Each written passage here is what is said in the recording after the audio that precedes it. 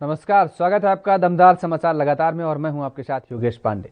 देश में कोरोना महामारी का संकट लगातार बढ़ता ही जा रहा है और इस खतरनाक वायरस से निपटने के लिए राज्य सरकार से लेकर केंद्र सरकार तक अपने अपने स्तर पर हर संभव कोशिश कर रही है। वहीं इस बीच 12 विपक्षी दलों ने प्रधानमंत्री मोदी को चिट्ठी लिखते हुए कोरोना से निपटने के लिए 9 सुझाव दिए हैं।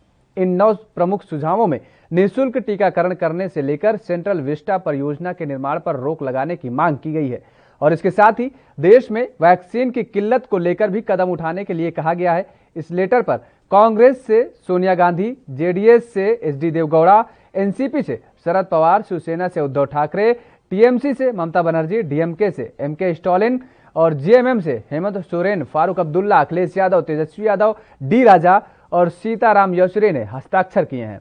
इस लेटर में विपक्ष ने free vaccination central vista program को बंद करने और उसका पैसा स्वास्थ्य सुविधाओं पर लगाने, बेरोजगारों के लिए 6,000 रुपए प्रति महीने देने की मांग की है।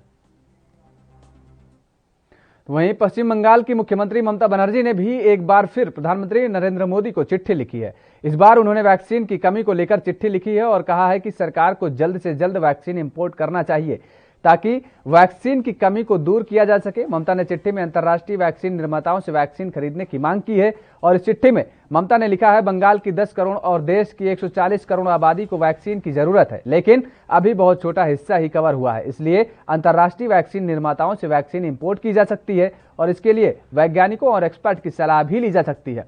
उन्होंने आगे लिखा, हम अंतर्राष्ट्रीय वैक्सीन निर्माताओं को भारत में फ्रेंचाइजी खोलने के लिए आमंत्रित कर सकते हैं। यहां तक कि हमारे देश की कंपनियां भी फ्रेंचाइजी मोड पर काम कर सकती हैं ताकि ज्यादा से ज्यादा वैक्सीन बनाई जा सके। हम बंगाल में कंपनियों को फ्रेंचाइजी खोलने के लिए जमीन और सपोर्ट देने के लिए तैयार हैं।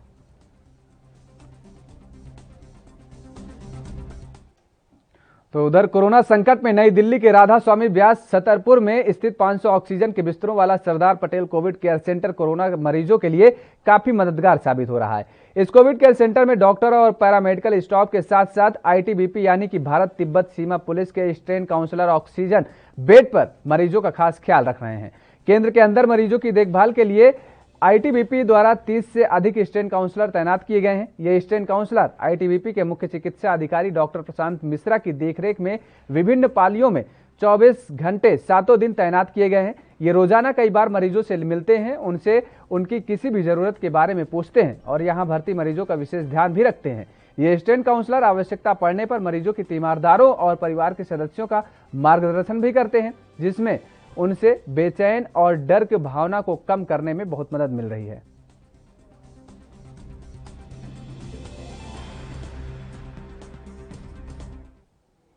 जन अधिकार पार्टी के अध्यक्ष और पूर्व सांसद पप्पू यादव की पत्नी रंजीत रंजन ने मुख्यमंत्री नीतीश कुमार को चेतावनी दी है। रंजीत रंजन ने ट्वीट कर लिखा है कि पप्पू जी कोरोना निगेटिव हैं, अगर वो पॉजिटिव हुए तो आपको सीएम आवास से निकालकर बीच चौराहे पर खड़ा कर दिया जाएगा। पप्पू यादव को मंगलवार को गिरफ्तार किया गया था। पप्पू यादव की पत्नी रंजीत रंजन ने ट्विटर पर लिखा है, नीतीश जी, पप्पू जी को कोरोना निगेटिव हैं, अगर वो पॉजिटिव हुए तो आपको इस साजिश में शामिल 4 लोगों और एम्बुलेंस चोरों को सीएम आवास से निकाल बीच चौराहे पर नहीं खड़ा किया तो मेरा नाम रंजीत रंजन नहीं।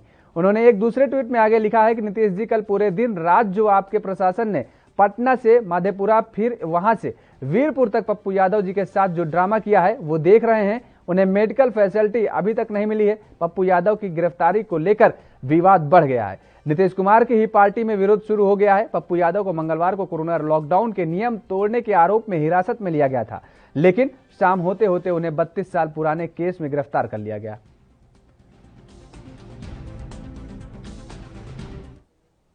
तो कोरोना संकट के बीच बिहार के बक्सर और यूपी के गंगा नदी में शव बहते हुए पाए जाने के लेकर के अब नदी शव मिलने के बाद प्रशासन ने दावा किया है कि बरामद शव बहकर आए हैं। ये करीब 3 से 4 दिन पहले के बताए गए हैं। तो वहीं अब इस पर सियासत भी शुरू हो गई है। कांग्रेस नेता अश्विनी कुमार ने क्या कुछ कहा, आपको सुनाते हैं। कोरोना ग्रस्त व्यक्तियों के शवों को गंगा में बहाना और रीति अनुसार उनकी अंत्येष्टि न होना, इससे अथाह दुख का विषय और कोई नहीं हो सकता, जिसको शब्दों में भी वर्णन नहीं किया जा सकता। सारा देश इस दुखद समाचार से पीड़ित है और इतिहास साक्षी है कि इस तरह का अन्याय, इस तरह के मानवता के हनन को इतिहास कभी माफ नहीं करता और लोग कभी माफ नहीं करते। मेरा ये मानना है कि ऐसा सरकार और प्रशासन की संवेदनहीनता के चलते हुआ है और पूरी तैयारी न की वजह से हुआ है। आज मैं यही अपील करता हूं सरकार से और प्रशासन। तो उधर देश की राजधानी दिल्ली में कोरोना के बढ़ते प्रकोप की वजह से लॉकडाउन चल रहा है। दिल्ली के मुख्यमंत्री अरविंद केजरीवाल ने ऐलान किया था कि राजधानी में अब 17 मई तक लॉकडाउन लागू रहेगा। इस बार सख्ती बढ़ाई गई है और दिल्ली मेट्रो को भी बंद कर दिया गया है, जबकि पिछले लॉकडाउन में ऐसा नहीं था। दिल्ली में अप्रैल के आखिरी फेज में लॉकडाउन की शुरुआत की गई थी, जिसे बार बार बढ़ाया गया है। शुरुआती लॉकडाउन में काफी पाबंदियां लगाई गई थी, लेकिन सार्वजनिक वाहनों को इजाजत दी गई थी। इसमें दिल्ली मेट्रो भी शामिल थी। अभी तक लॉकडाउन के दौरान दिल्ली मेट्रो सुबह 8 बजे से 10 बजे और शाम को 5 से 7 बजे तक चलती थी, जबकि पीक आवर्स में 30 मिनट का गैप भी रहता था। लेकिन इस बार जब पाबंदियों का ऐलान किया गया तो उसमें दिल्ली मेट्रो को बंद कर दिया गया है। यानी जरूरी सेवाओं से जुड़े हुए लोग जो अभी तक मेट्रो का इस्तेमाल कर पा रहे थे, वो अब सफर नहीं कर पा रहे हैं।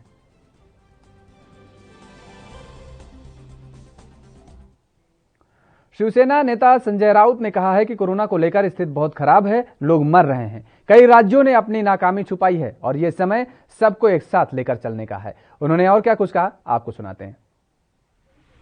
ऑक्सीजन की आज भी जिस तरह से शॉर्टेज है पूरे देश में, इसीलिए सुप्रीम कोर्ट ने एक नेशनल टास्क फोर्स को बनाया है और अब ये काम नेशनल टास्क फोर्स ने शुरू भी किया है। लेकिन बीच में जो लोगों की जानें जा रही है वो बहुत ही चिंता की और गंभीर विषय है। ऑक्सीजन की बात अगर करें तो महाराष्ट्र में भी कुछ दिनों तक ऑक्सीजन की शॉर्टेज थी, लेकिन सरकार ने बहुत कंट्रोल कर लिया। अब वहाँ की सरकारें क्या कर रही है मुझे मालूम नहीं, इसलिए नेशनल टास्क फोर्स जो बनाया है सुप्रीम कोर्ट ने, उसको ज़्यादा मेहनत करनी पड़ेगी। जिस तरह से गंगा से लाशें बहकर पाटना तक पहुँच गई है, ये चित्र बहुत ही भयावह और डरावना है।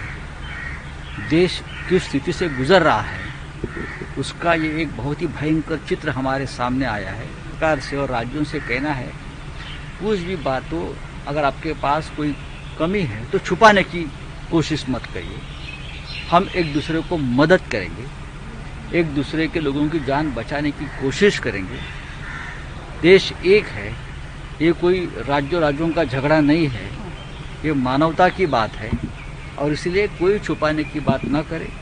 अगर हम एक दूसरे को इस संकट के घड़ी में मदद कर सकते हैं तो ये सबसे बड़ी राष्ट्रभक्ति हो। जो ने यही बहुत बड़ी बात की थी कि छुपा हमारे पास कुछ नहीं, हमारे पास सब कुछ ठीक है, हमारे यहाँ कोई मरेगा नहीं, ना ऑक्सीजन की शॉर्टेज है ना डॉक्टरों की शॉर्टेज है।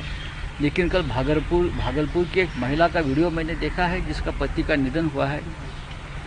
जिस तरह से उसने पीड़ा झेली है अपने पति के बारे में, उसकी विटंबना भी हुई है एक स्त्री के नाते हॉस्पिटल में, तो ये चित्र ठीक नहीं है। तो सबको ये सभी राज्यों के मुख्यमंत्री ने एक दूसरे के साथ निरंतर। बीजेपी नेता शिव प्रताप शुक्ला ने कहा कि कोविड पर राजनीति नहीं होनी चाहिए। इसके साथ ही उन्होंने और कुछ क्या कहा, आपको सुनाते हैं। राजनीति न करें। आज केंद्र सरकार हर जगह सुविधा भी दे रही है, वैक्सीन भी दे रही है, तो मुझे लगता है कि उसका सबको वो करना चाहिए और सबको अवेयरनेस लाना चाहिए। यही इसकी सबसे बड़ी दवा होगी और मैं समझता हूँ कि इससे कोविड को हम बहुत जल्दी हरा सकते हैं। हेल्थ मिनिस्ट्री का भी कहना है कि भारत के केसेज हैं उसमें डिक्लाइन हो रहा है और डेथ में भी कमी आ रही है। अब धीरे धीरे ये स्थिति आ रही है और मैं समझ रहा हूँ कि आज जो मीडिया रिपोर्ट है उस आधार पर भी उसमें कमी आई है। तो हेल्थ मिनिस्ट्री का जो आंकड़ा है वो निश्चित रूप से हर्षित करने वाला है। पत्र लिखा है, जिस तरह से बार बार सेंट्रल विस्टा को लेकर के कांग्रेस के लोग बयान देते हैं। अभी खड़गे साहब ने जो ये कहा कि मोदी जी महल बनवा रहे हैं, मेरी समझ में नहीं आता कि प्रधानमंत्री आवास किसी का महल होता है। महल तो कांग्रेस के समय का हुआ करता था। मैं ये मान करके चलता हूँ कि सेंट्रल विस्टा की परियोजना कांग्रेस के समय में ही आई थी और वह नहीं कर पाई। धीरे धीरे उसकी रिपोर्ट आती गई, लोगों ने कहा कि नहीं इसको कराया जाना चाहिए, तो प्रधानमंत्री श्री नरेंद्र मोदी जी आगे बढ़कर के उसको कराने लगे। अभी इस बीच कोविड आ गया, तो उसको भी कोविड से नहीं जोड़ना चाहिए और कांग्रेस को सहयोग देना चाहिए, विपक्ष को सहयोग देना चाहिए हर तरह से। हम भी जब कभी विपक्ष में रहे हैं तो सबको सहयोग दिए हैं। यहाँ तक कि श्रीमती इंदिरा गांधी देश की प्रधानमंत्री थी तो आदरणीय श्री अटल बिहारी वाजपेयी ने उनको दुर्गा तक की उपाधि दिया था। क्या इससे भी सीख विपक्ष नहीं ले सकता है? और रुक कर लेते हैं इस वक्त की बड़ी खबर का है। इस वक्त की बड़ी खबर आ रही है, आपको बता दें कि 6 राज्यों के मंत्रियों के साथ केंद्रीय स्वास्थ्य मंत्री डॉक्टर हर्षवर्धन बैठक करेंगे। कोरोना से जंग को लेकर के एक रणनीति तैयार की जाएगी। गुरुवार को डॉक्टर हर्षवर्धन ने 1 बजे ये मीटिंग बुलाई है और वीडियो कॉन्फ्रेंसिंग के जरिए इसमें जुड़ेंगे 6 राज्यों के स्वास्थ्य मंत्रियों के साथ ये बैठक की जाएगी। केंद्रीय मंत्री डॉक्टर हर्षवर्धन इस बैठक की अध्यक्षता करेंगे। कोरोना से निपटने को लेकर के रणनीति बनाई जाएगी। 6 राज्यों के स्वास्थ्य मंत्री इस बैठक में शामिल होंगे। तो इस वक्त की बड़ी खबर, केंद्रीय स्वास्थ्य मंत्री डॉक्टर हर्षवर्धन 1 बजे मीटिंग बुलाई है कल और 6 राज्यों के स्वास्थ्य मंत्री इस बैठक में शामिल होंगे। वर्चुअल माध्यम से यह बैठक आयोजित की जाएगी जिसकी अध्यक्षता केंद्रीय स्वास्थ्य मंत्री डॉक्टर हर्षवर्धन करेंगे।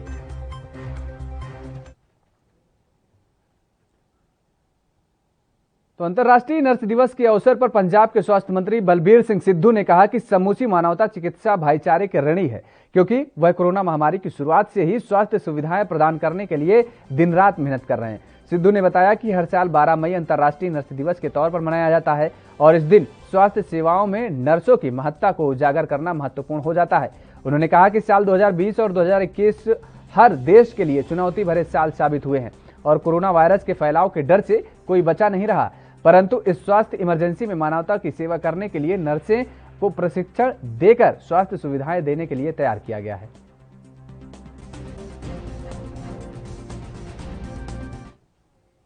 शिरोमणि अकाली दल ने राज्य सरकार के उस आदेश को कड़ा विरोध किया है जिसमें राज्य के नए कॉलेजों को खोलने के लिए 8 सरकारी कॉलेजों को अपनी बचत में से प्रत्येक को 5 लाख रुपए देने को कहा गया है। डॉक्टर दलजीत सिंह चीमा ने कहा है कि यह हास्यास्पद है कि पंजाब सरकार नए कॉलेजों को खोलने के लिए पुराने कॉलेजों को मजबूर कर रही है। पंजाब सरकार ने नवे कॉलेज पंजाब दे विच खोलण दा फैसला किया, पर उहदे वास्ते कोई बजट नहीं रखिया, खजाने तो पैसा नहीं कोई जारी किया, कोई स्टाफ की सैंक्शन नहीं की। तो हुण जदों इलैक्शन नेड़े आ गई है तो नींह पत्थरां दा ड्रामा करने वास्ते पुराने कालजां नूं चिट्ठियां लिख रहे हैं कि एक तो तुसीं 5-5 लाख रुपया अपने पीटीए ते बाकी फंडां दे विचों कढ के दिओ, जिहड़ा कि वैसे ही इलीगल है, क्योंकि पीटीए फंड उस कॉलेज के विद्यार्थियों का फंड होंदा, कॉलेज दे विच विद्यार्थियों की पढ़ाई वास्ते खर्च होना होंदा।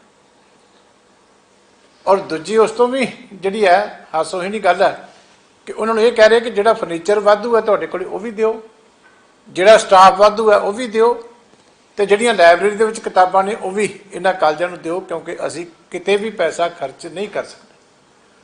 तो मैं इन्हां नूं पुछना चाहुंदा सरकार नूं कि ना तुहाडे कोल किताबां लई पैसे, ना फर्नीचर लई पैसे, ना स्टाफ वास्ते तनख्वाह देने वास्ते पैसे, ना तुहाडे कोल बिल्डिंग वास्ते पैसे, तो तुसीं ड्रामा काहदे वास्ते करना? इस तरह के ड्रामे बंद करके जिहड़ा विद्यार्थियों दे। तो सिख धर्म के महान जरनैल बाबा बंदा सिंह बहादुर जी की तरफ से की गई सरहिंद फतेह के संबंध में गुरुद्वारा श्री फतेहगढ़ साहिब में 3 दिवसीय धार्मिक समारोह चल रहे हैं। समारोह के पहले दिन गुरुद्वारा साहिब से 5 निशांची सिंहों, 5 प्यारों और गुरुद्वारा साहिब के प्रबंधकों की देखरेख में ऐतिहासिक थे पर बोले सो निहाल के जयघोष लगाते हुए जहां केसरी निशान साहिब झुलाए, वहीं गुरुद्वारा साहिब के हेड ग्रंथी भाई हरपाल सिंह ने अरदास की। हेड ग्रंथी भाई हरपाल सिंह ने कहा कि बाबा बंदा सिंह बहादुर सिंह कौम के महान जर्नैल हैं जिन्होंने 700 साल से अधिक पुराने मुगल शासन की नींव हिलाई थी। उन्होंने जहां साहिबजादों और माता गुजरी की शहादत का बदला लिया, वहीं मजदूरों को उनके हक भी दिलाए थे, इसलिए उन्हें याद करना और उनके दिखाए मार्ग पर सबको चलना चाहिए। उन्होंने कहा कि इस बार कोरोना महामारी के कारण वैसे प्रोग्राम नहीं हो पाए जैसे अक्सर होते थे।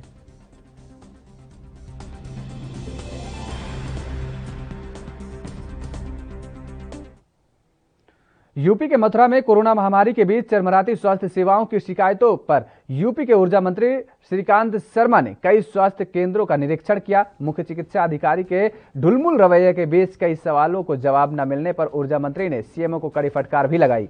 ऊर्जा मंत्री ने सामुदायिक स्वास्थ्य केंद्र का निरीक्षण किया और इस दौरान वैक्सीनेशन की स्थिति जानी। इसके साथ ही सीएमओ को निर्देश दिए कि वैक्सीनेशन और कोरोना टेस्टिंग की क्षमता बढ़ाई जाए।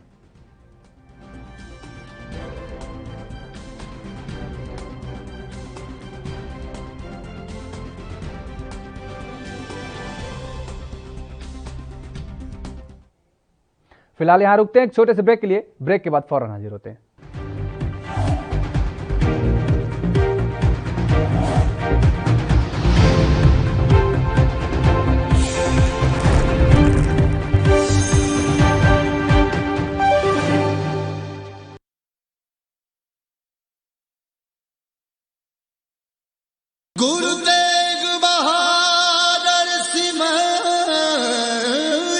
ਸਾਹਿਬ ਸ੍ਰੀ ਗੁਰੂ ਤੇਗ ਬਹਾਦਰ ਮਹਾਰਾਜ ਜੀ ਦਾ ਇਹ ਵਰਸਾਇਆ ਹੋਇਆ ਨਗਰ ਸ੍ਰੀ ਅਨੰਦਪੁਰ ਸਾਹਿਬ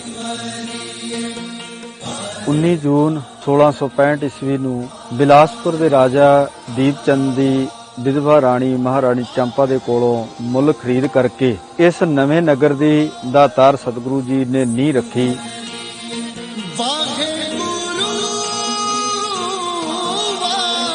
ਗਰੀਬ ਨਵਾਜ਼ ਸਾਹਿਬ ਜੀ ਨੇ ਇੱਥੇ ਹੀ ਆਪਣੇ ਰਿਹਾਇਸ਼ ਦੇ ਲਈ ਮਕਾਨ ਬਣਾਏ।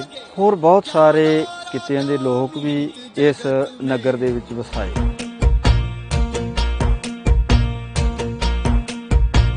ਇਸ ਸਥਾਨ ਤੇ ਸ੍ਰੀ ਗੁਰੂ ਤੇਗ ਬਹਾਦਰ ਜੀ ਦੇ ਸ਼ੀਸ਼ ਦਾ ਸੰਸਕਾਰ ਹੋਇਆ ਸੀ। ਇਸ ਸਥਾਨ ਤੇ ਬਹੁਤ ਹੀ ਸੁੰਦਰ ਗੁਰਦੁਆਰਾ ਸੁਭਾਇਮਾਨ ਹੈ। ਗੁਰਦੁਆਰਾ ਦਾ ਸ਼ੀਸ਼ਗੰਜ ਸਾਹਿਬ ਜੀ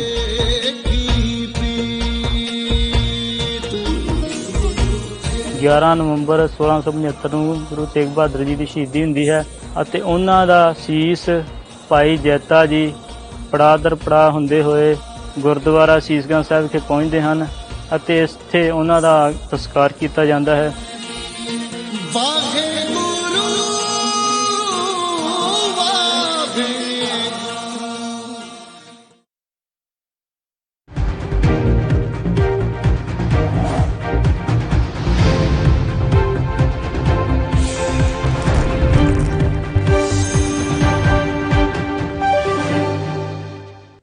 तो ब्रेक के बाद एक बार फिर आप सभी का स्वागत है। और जिस तरीके से श्रीकांत शर्मा ने मथुरा में ढुलमुल रवैये को देख करके स्वास्थ्य सेवाओं का निरीक्षण किया और वहां पर मुख्य चिकित्सा अधिकारियों से तमाम सारे सवाल किए और इसके साथ ही उन्होंने कहा कि वैक्सीनेशन को लेकर के रफ्तार बढ़ाई जाए।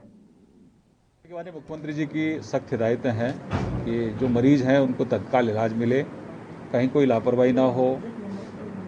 और कुछ जो हॉस्पिटल्स हैं कोविड के लिए जिनको रखा गया है, कुछ प्राइवेट हॉस्पिटल्स की शिकायत आ रही हैं, उस पर भी जिलाधिकारी को निर्देश दिए गए हैं कि तत्काल प्रभाव से जो मजिस्ट्रेट की ड्यूटी जिन हॉस्पिटल्स में लगाई गई है वो मुस्तैदी से अपने काम को अंजाम दें और डेली जिलाधिकारी उनसे रिपोर्ट लेंगे।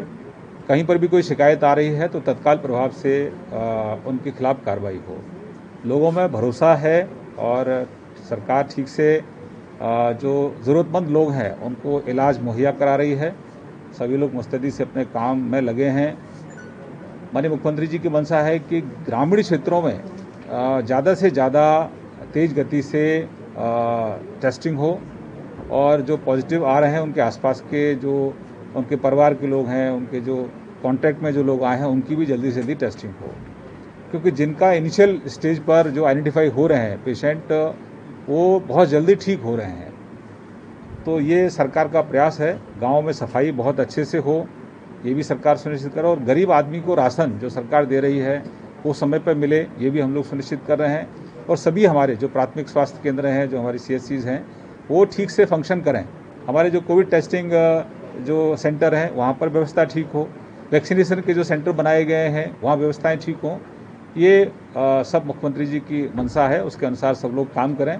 इसीलिए लगातार मेरा प्रवास रहता। सभी जो हॉस्पिटल्स हैं वहाँ पर जो हमारे पेशेंट हैं और वहाँ पर अगर रिकमेंडेशन आता है तो उनको मुहैया कराने का हम लोग प्रयास करते हैं। जितनी संख्या में आते हैं उसमें भी मैंने जिलाधिकारी को निर्देश दिया था लास्ट बैठक में कि उसकी व्यवस्था को भी हम लोग ट्रांसपेरेंट करें। कितने रेमडेसिविर इंजेक्शन्स आए, कितने लोगों को लगे, इसको भी पर डे के हिसाब से एक प्रेस नोट जिलाधिकारी के माध्यम से, सीएमओ के माध्यम से हर दिन जारी होगा। टेस्टिंग और ट्रेसिंग की बात कर रहे हैं, वो उनमें कोई बढ़ोतरी नहीं हो रही है। आप बार-बार दिशा निर्देश दे रहे हैं, लेकिन अधिकारी सुन नहीं रहे। अभी समीक्षा हुई है और उसमें आने वाले समय में उसमें गति आप देखेंगे, ऐसा प्रयास है। सरकार ने सभी तरह की सभी अधिकारियों को काम करने की छूट दी है, लेकिन मनमानी कहीं नहीं चलेगी। काम करने की स्वतंत्रता है, लेकिन स्वच्छंदता नहीं है। अगर मनमानी कहीं होगी, लापरवाही कहीं होगी, तो ऐसे लोगों को चिन्हित करके उनके खिलाफ सरकार कठोर कार्रवाई।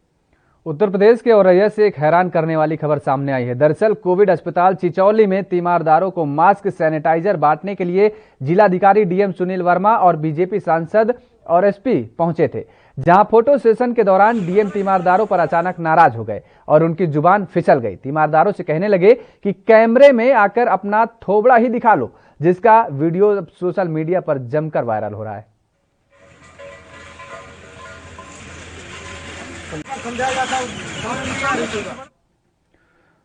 प्रधानमंत्री नरेंद्र मोदी की अध्यक्षता में हुई कैबिनेट में advance chemistry cell battery storage के नेशनल प्रोग्राम की मंजूरी मिल गई है। बता दें कि एडवांस केमिस्ट्री सेल एनर्जी को केमिकल फॉर्म में स्टोर करता है। इसका इस्तेमाल इलेक्ट्रिक कारों में किया जाता है। अभी भारत इसका बड़े पैमाने पर इंपोर्ट करता है। सरकार चाहती है कि इसके इंपोर्ट को कम किया जाए और घरेलू स्तर पर मैन्युफैक्चरिंग की जाए। इस मिशन के तहत एनवायरमेंट फ्रेंडली विकल्पों के लिए नीति आयोग के सीईओ अमिताभ कांत की अगुवाई में एक इंटर मिनिस्ट्रियल कमेटी बनी थी। मिशन के लक्ष्य बड़े स्तर पर बैटरी मॉड्यूल और पैक असेंबली प्लांट लगाना है। इसके साथ ही इंटीग्रेटेड सेल मैन्युफैक्चरिंग पर जोर दिया जाएगा। आज प्रधानमंत्री नरेंद्र मोदी जी के अध्यक्षता में कैबिनेट की एक बैठक हुई और उसमें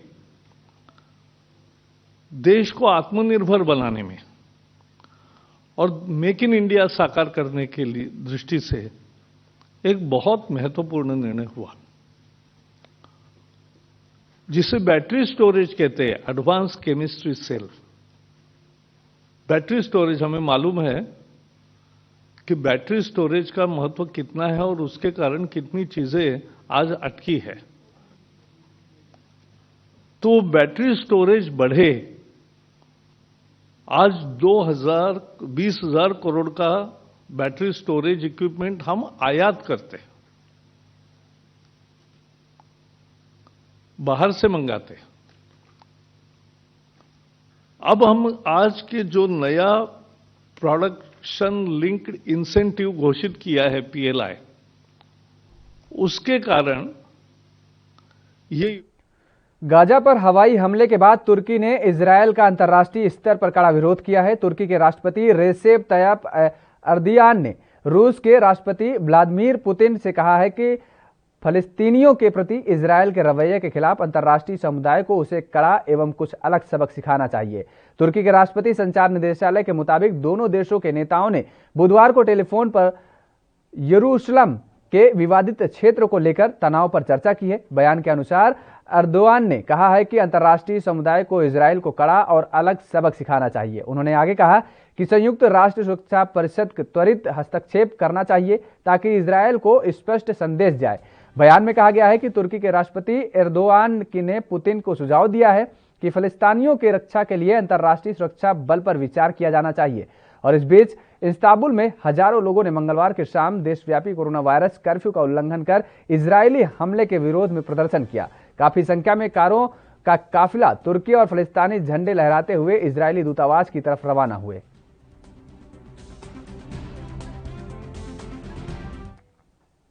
देश में कोरोना महामारी जमकर कहर बरपा रही है। कोरोना के बढ़ते मामलों ने देश के स्वास्थ्य व्यवस्थाओं की पोल खोल कर रख दी है।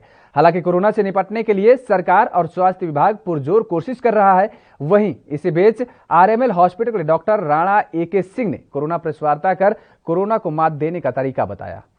जो है कोरोना अप्रोप्रिएट बिहेवियर, कड़ाई से पालन, और कड़ाई मैं बताना चाहूँगा कि ये कड़ाई इस फॉर्म में नहीं। पुलिस वाले आए हमारे पास, पुलिस पर्सोनेल, और बोले आपने मास्क नहीं लगाया, लगाओ। नहीं साहब, ये कड़ाई खुद से खुद पे लगानी होगी। हमें महफूज रखना है, अपने आप को, दूसरों को महफूज रखना है, तो इसके लिए खुद ये कड़ाई लगानी पड़ेगी। मास्क लगाइए, जैसा मैंने बताया, सोशल डिस्टेंसिंग का पालन करिए, हैंड सैनिटाइज करिए, और जो 16 जनवरी को जो यहाँ रुकते हैं एक और छोटे से ब्रेक के लिए। ब्रेक के बाद फौरन हाजिर होते हैं।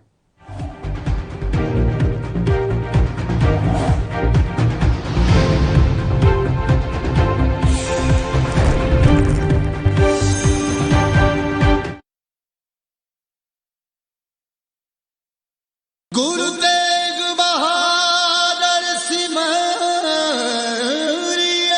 समूह नानक नाम लेवा सदपिता बहुत ਵੱਡੇ ਭਾਗਾਂ ਵਾਲੇ ਹੋ ਜੋ ਕਿ ਆਪ ਨਾਵੇਂ ਪਾਤਸ਼ਾਹ ਸਾਹਿਬ ਸ੍ਰੀ ਗੁਰੂ ਤੇਗ ਬਹਾਦਰ ਜੀ ਦੇ ਪਾਵਨ ਪਵਿੱਤਰ ਅਸਥਾਨ ਗੁਰਦੁਆਰਾ ਸੰਗਤ ਟੋਲਾ ਬੰਗਲਾਦੇਸ਼ ਢਾਕਾ ਵਿਖੇ ਦਰਸ਼ਨ ਦਿਦਾਰੇ ਕਰ ਰਹੇ ਹੋ।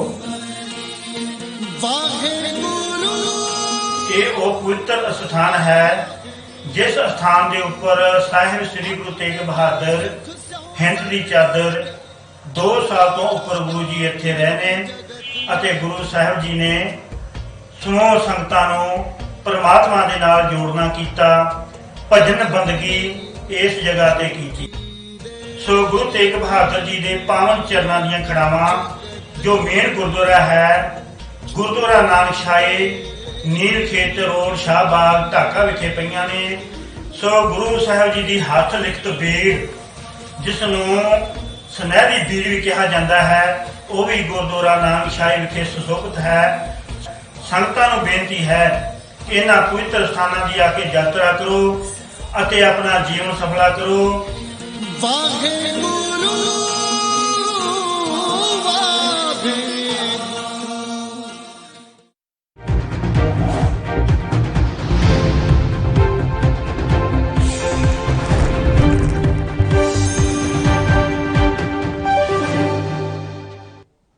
ब्रेक के बाद एक बार फिर आप सभी का स्वागत है। रुक कर लेते हैं अगली खबर का। देश में कोरोना महामारी के खिलाफ लड़ाई में अब बच्चों के लिए आने वाले दिनों में अच्छी खबर मिल सकती है। दरअसल एक एक्सपर्ट समिति ने मंगलवार को 2 से 18 वर्ष की आयु वर्ग के लिए भारत बायोटेक के कोविड-19 टीके कोवैक्सीन के तीसरे चरण के लिए ट्रायल की सिफारिश की है। इस पर डॉक्टर स्वाति महेश्वरी ने अपनी प्रतिक्रिया दी है। कोवैक्सीन को अब बच्चों में फेज 2 फेज 3 ट्रायल करने की अनुमति दे दी गई है। जो भारत का सब्जेक्ट एक्सपर्ट कमेटी है उन्होंने इस तरह की अनुमति अब भारत की कोवैक्सीन को दिया है और अब 2 साल से 18 साल के बच्चों के बीच में इस वर्ग को लेकर के उनके ऊपर फेज 2 फेज 3 ट्रायल किया जाएगा और ये देखा जाएगा कि ये स्वदेशी वैक्सीन उनके लिए कितनी अच्छी है और कितनी सेफ है। देखा जाए तो पहले भी कोवैक्सीन ने ये ट्रायल 12 साल से ज्यादा उम्र के बच्चों में किया था और उसके नतीजे उनके पास हैं भी और अब वो 2 साल से 18 साल के पूरे वर्ग को लेकर के भारत के 3 एम्स इंस्टीट्यूट पटना, नागपुर और दिल्ली में ये ट्रायल करेंगे जिसमें 525 बच्चों को लिया जाएगा और उसके बाद अगर ये ट्रायल सक्सेसफुल रहता है तो फिर इस वैक्सीन को भारत में बच्चों के लिए भी स्वीकृति मिलने की संभावनाएं बहुत ज्यादा बढ़ जाती हैं। ये एक बहुत अच्छी खबर है क्योंकि जिस तरह से हम अब बात कर रहे हैं कि तीसरी लहर भारत में आ सकती है और वो बच्चों को ज्यादा संभावनाएं दिख रही हैं कि उनको प्रभावित करेगी। ऐसे में तो उत्तर प्रदेश के रामपुर से सांसद और समाजवादी पार्टी के कद्दावर नेता आजम खान के लिए आने वाले 72 घंटे थोड़ा क्रिटिकल रहेंगे। अगर इसी में सुधार हो जाता है तो उनके लिए अच्छा रहेगा।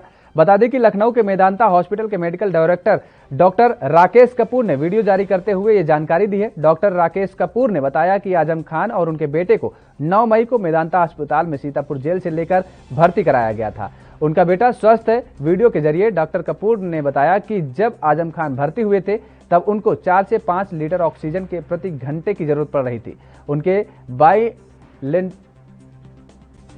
बाइलेटरल लंग्स में कोविड निमोनिया पाया गया था। 2 दिन में जब उनकी सीवियरिटी और डिजीज बढ़ी तो उनकी ऑक्सीजन रिक्वायरमेंट भी बढ़ी है और जिसके कारण उनको कोविड वार्ड के आईसीयू में शिफ्ट करना पड़ा और डॉक्टर की कड़ी निगरानी में रखा गया है। माननीय आजम खान साहब और उनका पुत्र 9 मई को सीतापुर जेल से हमारे मेदांता लखनऊ में एडमिट किए गए। उनका लड़का पूरा स्वस्थ है आजम खान साहब जब भर्ती हुए थे तो उस समय उनको मॉडरेट डिजीज थी और वो 4 से 5 लीटर ऑक्सीजन पे उनका सैचुरेशन मेंटेन हो रहा था और बाइलेटरल लंग में कोविड निमोनिया था। 2 दिन में उनकी सीवियरिटी ऑफ डिजीज बढ़ी और ऑक्सीजन रिक्वायरमेंट जब बढ़ा तो हमें उन्हें आईसीयू में अपनी डॉक्टर्स की टीम की गहन निगरानी में उनको हमने शिफ्ट किया। आज के दिन उनमें थोड़ा सा ऑक्सीजन रिक्वायरमेंट कम हुई है, वो भोजन मुंह से ले रहे हैं, स्टेबल हैं, परंतु क्योंकि डिजीज अभी सीवियर डिजीज मानी जाएगी तो अकॉर्डिंग टू द प्रोटोकॉल जो होता है उस हिसाब से वो ट्रीट करे जा रहे हैं। आने वाले 72 घंटे थोड़ा सा क्रिटिकल रहेंगे और उसी में सुधार अगर हो जाता है तो वो उनके लिए बहुत अच्छा होगा। हम समझ हरियाणा के मुख्यमंत्री मनोहर लाल ने अंतर्राष्ट्रीय नर्सिंग दिवस के अवसर पर नर्सिंग व्यवसाय से जुड़े सभी पैरामेडिकल स्टाफ को बधाई एवं शुभकामनाएं दी हैं। अंतर्राष्ट्रीय नर्सिंग दिवस के अवसर पर आज यहां जारी एक संदेश में मुख्यमंत्री ने कहा है कि इस वर्ष अंतर्राष्ट्रीय नर्सिंग दिवस की theme a vision for future health care दिया गया है, जो शायद कोविड-19 को देखते हुए दिया गया है। मुख्यमंत्री ने कहा कि नर्सिंग व्यवसाय का नाता मानवता से जुड़ा है। उन्होंने कहा कि आज का दिन नर्सिंग स्टाफ के प्रति कृतज्ञता जताने का दिन है, जो कोविड-19 से लड़ने में अग्रिम पंक्ति में है। पिछले 1 वर्ष से कोविड-19 महामारी से जूझ रहे देश प्रदेश को इस महामारी से उबारने में नर्सिंग समुदाय का बहुत बड़ा योगदान रहा है। उन्होंने कहा कि अपनी पारिवारिक जिम्मेवारियों के साथ साथ अस्पतालों में भी नर्सिंग अपने कर्तव्य को स्नेह एवं करुणा के साथ बखूबी निभाती हैं, तभी तो इनका सिस्टर्स के नाम से जाना जाता है।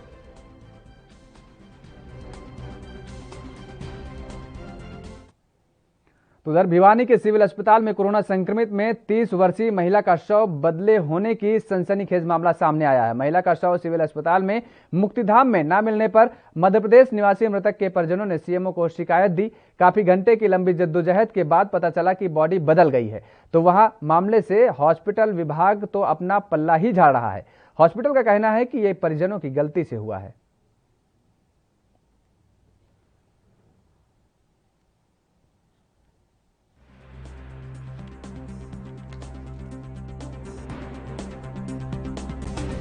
रामकली नाम की पेशेंट हमारे अस्पताल में सिविल हॉस्पिटल भिवानी में दाखिल हुई थी 6 तारीख को कोरोना से ग्रसित होकर, और ये आईसीयू वार्ड में इनका उपचार चल रहा था डॉक्टर वेदपाल के निरीक्षण में।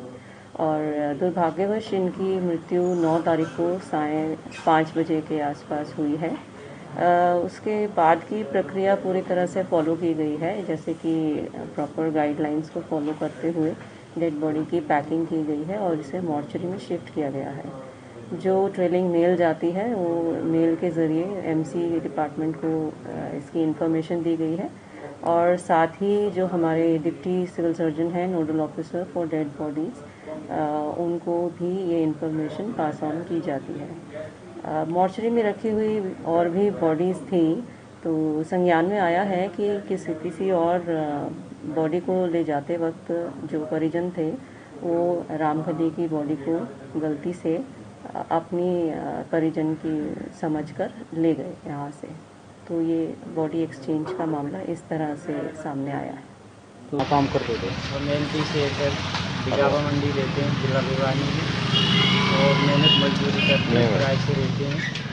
और कोरोना से हमारी बहन का एक्सपायर हो गई।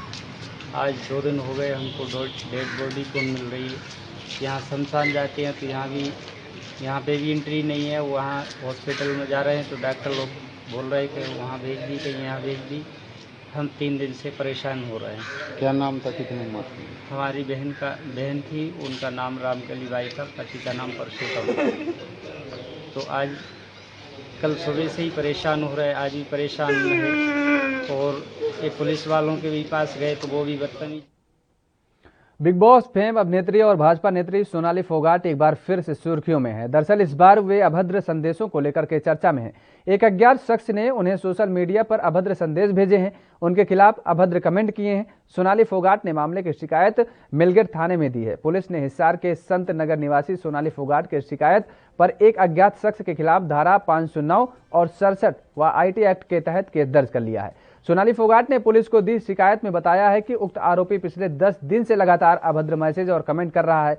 सोनाली फोगाट ने बताया कि इससे उनके मान सम्मान को ठेस पहुंची है। अभद्र टिप्पणियों से वह तथा उनका परिवार मानसिक परेशानी में है, इसलिए उन्होंने पुलिस से आरोपी के खिलाफ जल्द और सख्त से सख्त कार्रवाई करने की अपील की है। पुलिस के अनुसार शिकायत की जांच चल रही है। तो कोरोना सुनामी को रोकने के लिए उत्तर प्रदेश शासन के निर्देश पर सभी जिलों में 17 मई तक कोरोना कर्फ्यू लागू है। अमेठी जिले के वारिसगंज चौराहे और अमेठी चौराहे पर कोरोना गाइडलाइंस की धज्जियां उड़ाई जा रही थी। वहीं अमेठी के बाजारों की बात करें तो लोग कोरोना कर्फ्यू के नाम पर भद्दा मजाक कर रहे हैं। ऐसे में बड़ा सवाल यहां ये उठता है कि आखिर कैसे थमेगा कोरोना का कहर।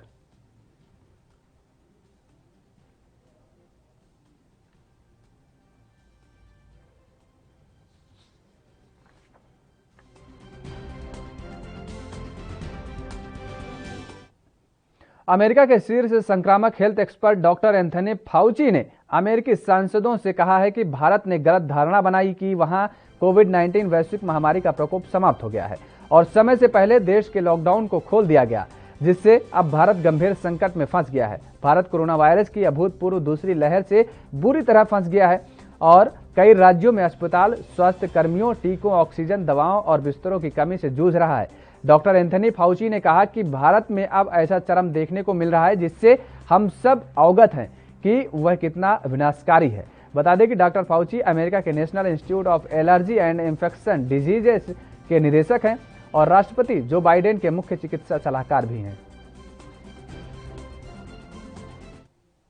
मथुरा में डिप्टी कलेक्टर ने लॉकडाउन नियमों और कोविड-19 प्रोटोकॉल का पालन कराने के लिए बीएसए रोड, द्वारिकापुरी, अवधपुरी, मंडी समेत चौराहों समेत कई इलाकों का दौरा किया और मार्केट में खुली मिली दुकानों का चालान भी किया। इस दौरान की प्रतिबंधित छोटे दुकानदार दुकानों के शटर गिराकर भाग निकले। मंडी समिति में बिना मास्क पहने मिले 62 व्यक्तियों के चालान काटे गए। इसके साथ ही मंडी समिति में दुकानदारों को दूर दूर बैठाकर सोशल डिस्टेंसिंग का पालन भी कराया गया।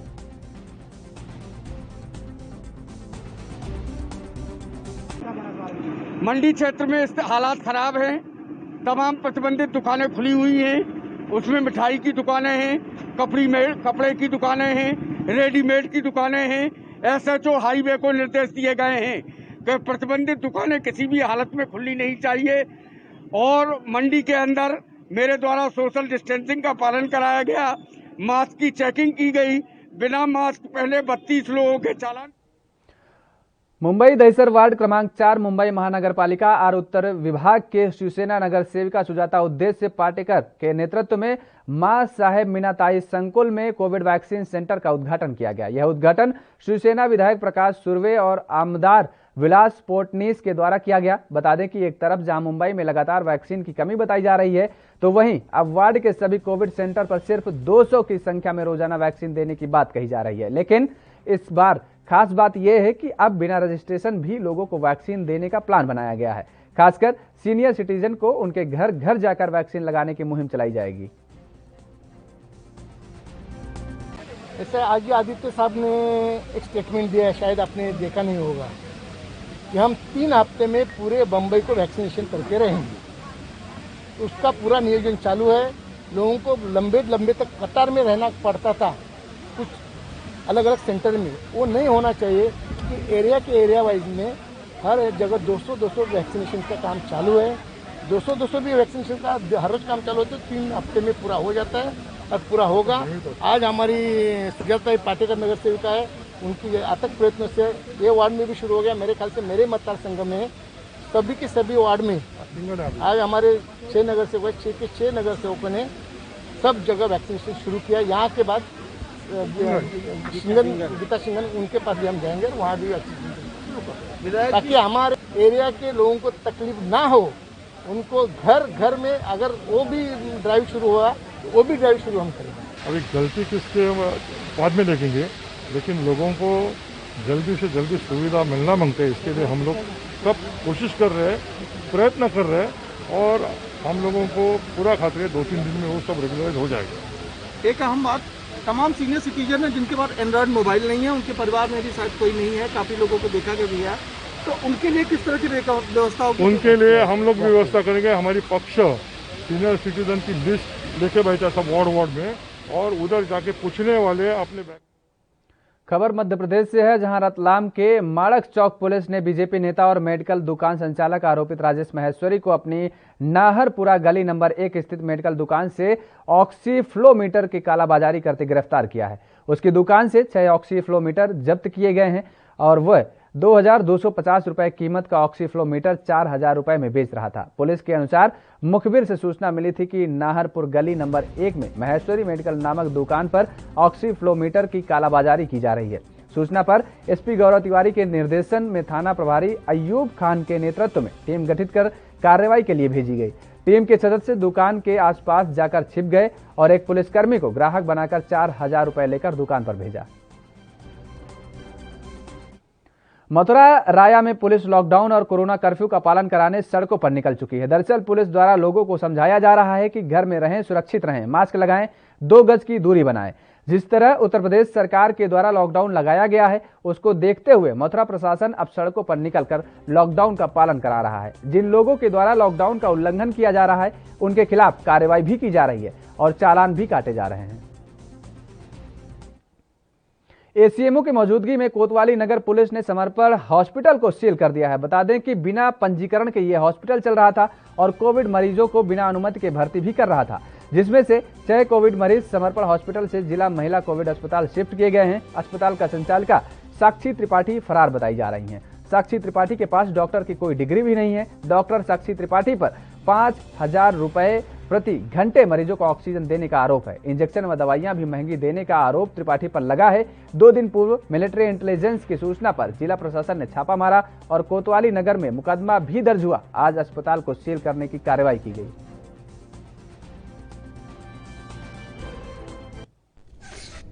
थाना कोतवाली नगर क्षेत्र में समर्पण हॉस्पिटल के नाम से एक अस्पताल चल रहा था।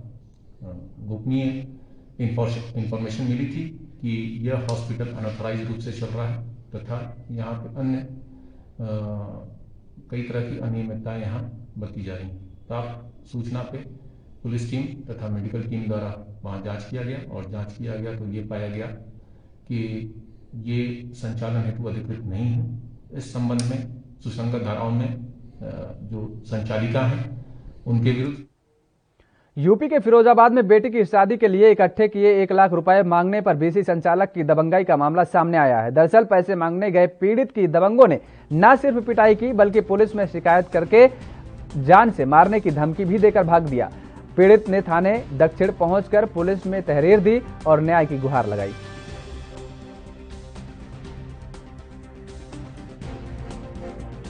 मेरी बीसी पड़ रही थी, बीसी डालते हैं वो लोग, मुझको मालूम नहीं ये लोग बेईमान आदमी हैं।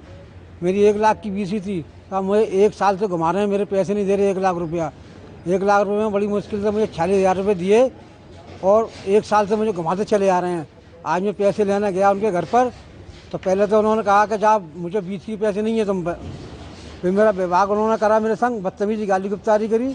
गाली गुप्तारने के बाद उन्होंने मुझको मारा, मुझे ज़मीन पे गिरा के मारा, मेरे मुंह पे भी तमाम मारा और गले पे मेरे गर्दन पे लात धर दी और उन्होंने मुझे जान से मारने की धमकी दी और ऊपर से दुनाली बंदूक निकाल के मुझे धमकी दी उन्होंने, अगर तू कहीं गया पुलिस में गया तो तुझमें गोली मार देंगे, हम तेरे घर पे जाकर गोली मार देंगे। कौन लोग हैं वो मुकर्रम है और फैजान, ये नाले में हल्ले पे रहते हैं साहब और सब गुंडे लोग हैं ये लोग, निरे लोगों का पैसा मार चुके।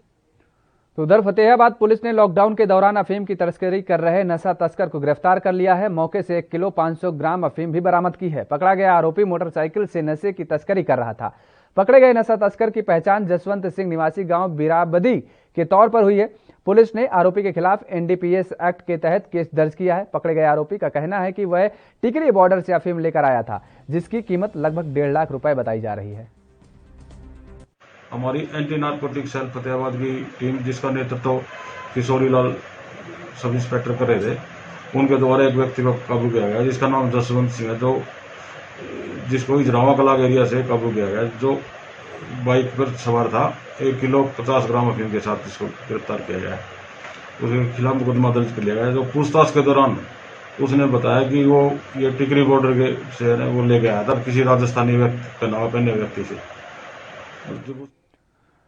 हरियाणा पुलिस ने पिछले 18 दिनों में प्रदेश में ऑक्सीजन सिलेंडर और रेमडेसिविर इंजेक्शन की कालाबाजारी के आरोपों में 67 लोगों को गिरफ्तार किया है। 23 अप्रैल से 10 मई तक कुल 33 FIR दर्ज कर गिरफ्तार अभियुक्तों के कब्जे से 409 ऑक्सीजन सिलेंडर और 123 रेमडेसिविर इंजेक्शन बरामद किए गए हैं।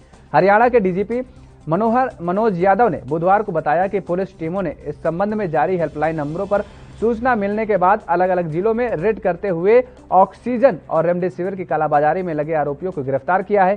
कोविड के वर्तमान प्रकोप के बीच ऑक्सीजन और जीवन रक्षक दवाओं की मांग बढ़ जाने से बहुत से लोग गैरकानूनी तरीके से पैसा कमाने के चक्कर में ऑक्सीजन सिलेंडर और दवाइयों की कालाबाजारी में लग गए हैं। पुलिस टीमें ऑक्सीजन सिलेंडरों और दवाइयों की कालाबाजारी रोकने के लिए लगातार प्रयासरत हैं।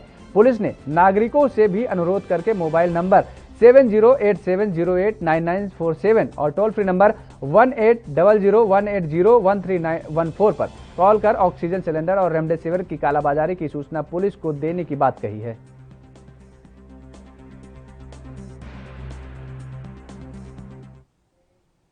यहां रुकते हैं एक और छोटे से ब्रेक के लिए।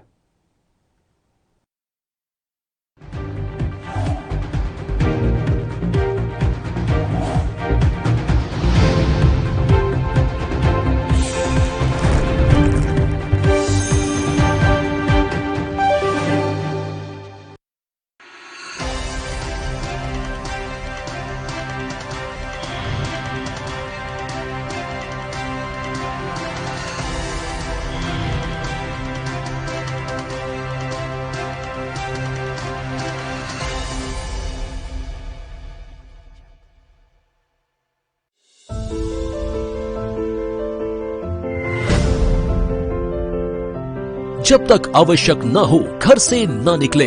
हाई रिस्क कैटेगरी से जुड़े हुए लोग जैसे 10 साल से कम उम्र के बच्चे, 60 साल से अधिक उम्र के बुजुर्ग, गर्भवती महिलाएं, एक से अधिक बीमारियों से ग्रस्त व्यक्ति व कमजोर इम्यूनिटी वाले लोग घर से बाहर न निकले। बगैर मास्क के घर से बाहर बिल्कुल न निकले। अनावश्यक भीड़ भाड़ वाली जगह पर न जाएं। व्यापारी गण मास्क एवं ग्लव्स का इस्तेमाल जरूर करें। कार्यालयों में कर्मचारियों को शिफ्ट में बुलाएं। एक बार में आधे से अधिक कर्मचारियों को न बुलाया जाए। फील्ड में तैनात अधिकारी एवं कर्मचारी मास्क एवं ग्लव्स जरूर पहने। स्वच्छता, सैनिटाइजेशन एवं फॉगिंग नियमित रूप से कराई जाए और कंटेनमेंट जोन को सख्ती से लागू किया जाए। रात्रि कर्फ्यू का पालन करें। कोरोना की लड़ाई में शामिल योद्धाओं का सहयोग एवं सम्मान करें। कोरोना की लड़ाई के लिए आवश्यक जीवन रक्षक दवाओं एवं ऑक्सीजन इत्यादि का अनावश्यक भंडारण न करें। अफवाहों से बचें। 18 वर्ष से अधिक आयु के नागरिक 1 मई 2021 से निशुल्क टीकाकरण करा सकेंगे। आइए टीकाकरण के इस महाअभियान में हम सभी अपना योगदान दें। 28 अप्रैल 2021 से पंजीकरण शुरू। घबराने की नहीं है बात, सरकार खड़ी है साथ। राष्ट्र धर्म रात 8 बजे सिर्फ ANB न्यूज पर।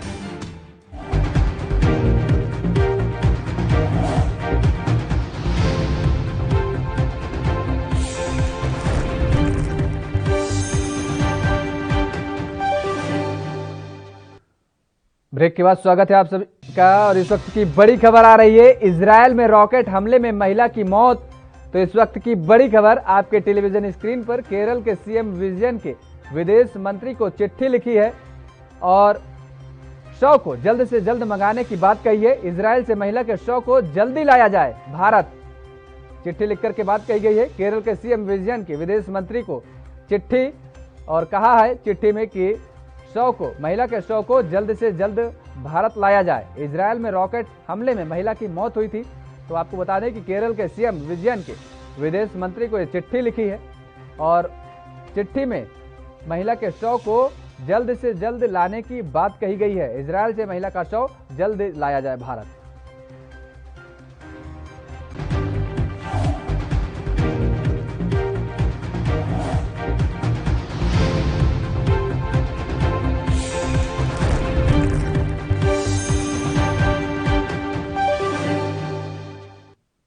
तो तो ब्रेक के बाद स्वागत है आप सभी का। रुक कर लेते हैं अगली खबर का। पंजाब के बठिंडा में पुलिस थानेदार की शर्मनाक करतूत सामने आई है। बता दें कि औरत के साथ बलात्कार करते हुए गांव वासियों ने किया रंगे हाथ पकड़ा है। महिला के बेटे पर दर्ज मामले को रद्द करवाने का झांसा देकर थानेदार महिला का शारीरिक शोषण कर रहा था। जानकारी देते हुए गाँव वासियों ने बताया कि SSI गुरविंदर सिंह, जो कि CIA स्टाफ बठिंडा में तैनात था, वह करीब पिछले 3 महीनों से महिला का शारीरिक शोषण कर रहा था और जब महिला ने नहीं मानी तो उक्त ASI ने उसके बेटे, जिसकी उम्र करीब 20 साल है, उस पर 6 मई को NDPS के तहत मामला दर्ज कर कानूनी कार्रवाई कर दी है और मामले को रफा दफा करने के लिए पुलिसकर्मी पीड़ित से करीब 1 लाख रुपए भी ले चुका है।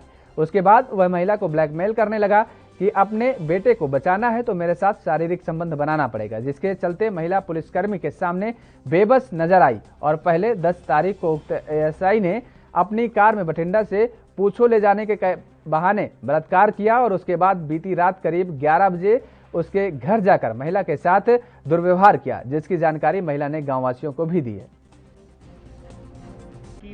हाँ जी, मैं भोला सिंह मान, साबका ब्लाक संमति मैंबर ਤੇ ਮੈਂ ਸੋਸ਼ਲ ਵਰਕਰ ਵੀ ਹਾਂ ਤੇ ਕਰੀਬ 1 ਮਹੀਨਾ ਜਾਂ 20 ਦਿਨ ਪਹਿਲਾਂ ਇੱਕ ਜਨਾਨੀ, ਵਿਧਵਾ ਜਨਾਨੀ ਮੇਰੇ ਕੋਲ ਆਈ। ਪਹਿਲਾਂ ਵੀ ਉਹ ਸਾਨੂੰ ਜਾਣ ਪਛਾਣ ਦੀ ਆ।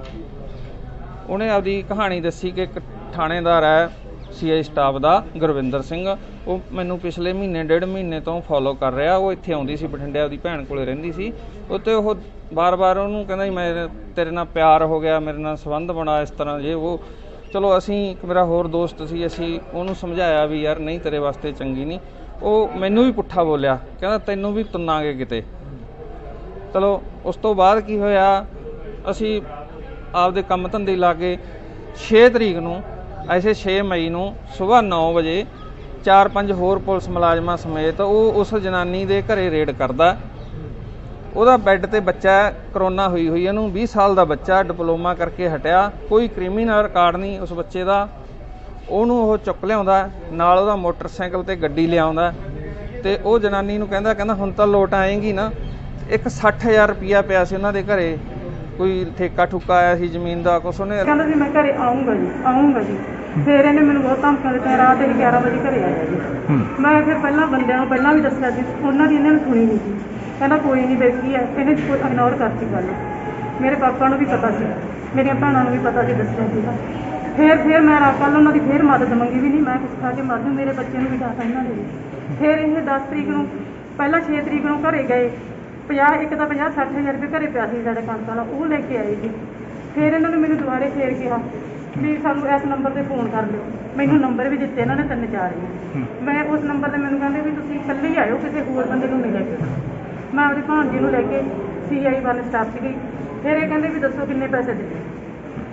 ਇਹਨਾਂ ਨੇ ਮੈਨੂੰ ਕਿਹਾ 2 ਲੱਖ ਰੁਪਏ ਦੇ। ਮੈਂ ਕਿਹਾ ਵੀ ਮੇਰੇ ਕੋਲ ਇੰਨੇ ਹੈ ਨਹੀਂ, ਮੈਂ 1 ਲੱਖ ਰੁਪਏ ਕੁਛ ਮੇਰੀ ਭੈਣ ਨੇ ਕਰਿਆ, ਕੁਛ ਮੈਂ ਕੁਛ ਜਦੋਂ ਫੈਨ ਸਾਲ ਤੋਂ 50,000 ਰੁਪਏ ਫੜ ਕੇ ਲਈ। CIA ਸਟਾਫ 'ਚ ਤੁਸੀਂ ਕਿਹਨੂੰ ਮਿਲੇ ਫਿਰ ਉਸਦਾ? ਉੱਥੇ ਜੀ ਇੱਕ ਤਾਂ ਇਹ ਸੀ, ਮੈਂ ਉਦੋਂ ਇੰਨਾ ਨਹੀਂ ਜਾਣਦੀ ਸੀ, 4 ਬੱਚੇ ਸੀਗੇ, ਇੱਕ ਕੁਲਵਿੰਦਰ ਨਾਂ ਦਾ ਸੀਗਾ ਜੀ। ਹਾਂਜੀ, ਮੈਂ ਇੰਨਾ ਨਹੀਂ ਜਾਣਦੀ। ਗੁਜ਼ਰੀ ਰਾਤ ਇੱਕ ਬਹੁਤ ਹੀ ਘਿਨੌਣਾ ਇੰਸੀਡੈਂਟ ਹੋਇਆ ਸੀਗਾ ਥਾਣਾ ਨਥਾਣੇ ਦੇ ਏਰੀਏ ਦੇ ਵਿੱਚ, ਜਿੱਥੇ ਕਿ ਸਾਡਾ ਇੱਕ ਡਿਸਟ੍ਰਿਕਟ ਪੁਲਿਸ ਦਾ ASI ਗੁਰਵਿੰਦਰ ਸਿੰਘ 2315, ਜਿਸ ਦਾ ਨੰਬਰ ਹੈਗਾ, ਉਹ ਇੱਕ ਵਿਧਵਾ ਔਰਤ ਦੇ ਘਰ ਜਾ ਕੇ ਇਤਰਾਜ਼ਯੋਗ ਹਾਲਤ ਦੇ ਵਿੱਚ ਉਹਦੇ ਔਰਤ ਦੇ ਰਿਸ਼ਤੇਦਾਰਾਂ ਵੱਲੋਂ ਉਸ ਨੂੰ ਫੜਿਆ ਗਿਆ ਹੈ ਮੌਕੇ ਤੇ। ਤੇ ਜਦੋਂ ਇਹ ਇਨਫੋਰਮੇਸ਼ਨ ਮੇਰੇ ਪਾਸ ਪੁੱਜੀ ਸੀ ਤਾਂ ਮੈਂ ਤੁਰੰਤ ਆਪਣੇ ਜਿਹੜੇ ਕੰਸਰਨਡ SHO ਹੈਗੇ ਆ ਉਹਨਾਂ ਨੂੰ डायरेक्शंस देती थी इमीडिएट लड़की में इसे हॉस्पिटल शिफ्ट करके। तो कोरोना महामारी के बीच जहां लॉकडाउन की स्थिति है, लोग घरों से निकलने में कतरा रहे हैं और इसी समय में हरियाणा के हिसार जिले के भाटाला गांव में 90 वर्षीय बुजुर्ग महिला को बहू और पोतों ने पीट कर घर से बाहर निकाल दिया। बुजुर्ग महिला रोती बिलखती हुई कई घंटों तक गली में पड़ी रही और इस दौरान ग्रामीणों ने उसका वीडियो बनाकर सोशल मीडिया पर वायरल कर दिया। पुलिस ने बहू और पोते के खिलाफ मुकदमा दर्ज कर लिया है। जानकारी के मुताबिक गांव भाटला निवासी 90 वर्षीय रजनी देवी के 2 बेटे थे। एक बेटे का देहांत हो चुका है, जबकि दूसरा रेलवे से रिटायर होने के बाद दिल्ली में रहता है।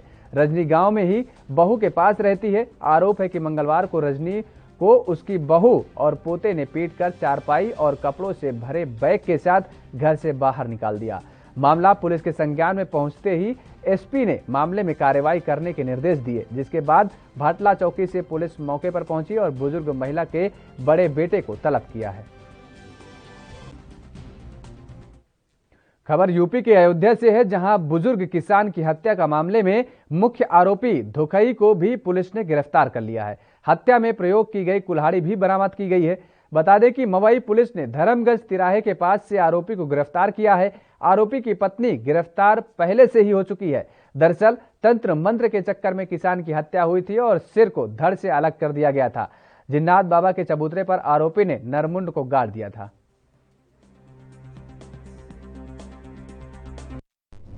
थाना मवई क्षेत्र में 7/8 मई की रात्रि में एक निसंस हत्या श्री रामनाथ कोरी की गई थी, जिसमें उनके सर को उनके धड़ से अलग करके सर को लेकर अभियुक्त वहां से फरार हो गया था। इसमें एक नामजद अभियुक्त धोखई के विरुद्ध अभियुक्त पंजीकृत किया गया था। जब विवेचना की गई तो ये पता चला कि धोखई की पत्नी भी इस घटना में इन्वॉल्व रही है और पूर्व में उसकी गिरफ्तारी तथा उसकी निशानदेही पे जो मृतक का सर था, जहां पे इन लोगों ने उसको जमीन के नीचे गाड़ रखा था, वहां से बरामद किया गया था तथा मुख्य अभियुक्त उसमें फरार चल रहा था। उस पर 10,000 रुपये का इनाम भी था। पुलिस टीम ने त्वरित कार्रवाई करते हुए मुख्य अभियुक्त धोखई को गिरफ्तार किया। साथ ही साथ उसके कब्जे से आला कतल कुल्हाड़ी भी बरामद की गई है। सिद्धार्थनगर जिले के कोविड वार्ड में पिछले दिनों हुई 4 मौतों के बाद काफी सुधार देखने को मिल रहा है। जिला प्रशासन और स्वास्थ्य महकमे ने पिछली कमियों से सबक लेते हुए उपलब्ध संसाधनों को व्यवस्थित कर दिया है, जिससे कोविड मरीज और उनके परिजनों को कम दिक्कतों का सामना हो रहा है।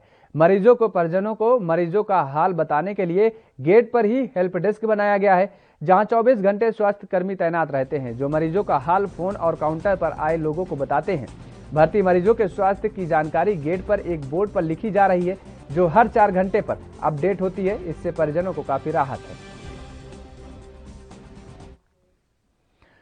दमदार समाचार लगातार में फिलहाल मेरे साथ इतना ही। आप बने रहिए एनबी न्यूज के साथ।